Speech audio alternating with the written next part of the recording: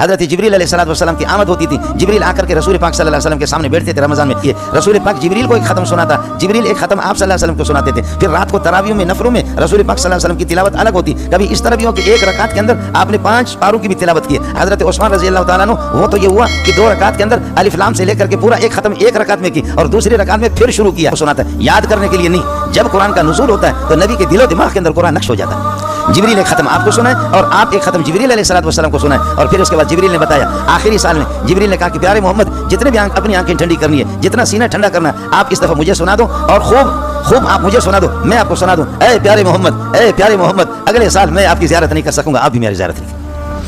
ہم ایک دوسرے کو اگلے سال نہیں دیکھیں گے۔ چنانچہ پھر بخاری کی روایت یہ ہے کہ رسول پاک صلی اللہ علیہ وسلم نے اس سال جب جبریل نے آپ کو اطلاع دی تھی کہ ہمارے لسٹ میں آپ کے لیے جنت والے انتظار کر رہے ہیں، جنت کے دیگر انبیاء اور جنت کے حوریں جنت والے اللہ کے ہاں آپ کے ہاں انتظار ہے، تو رسول پاک صلی اللہ علیہ وسلم کو بتایا کہ اگلے سال میں میری اور آپ کی ملاقات نہیں ہوگی، تو 2 ختم جبریل نے سنا ہے، 2 ختم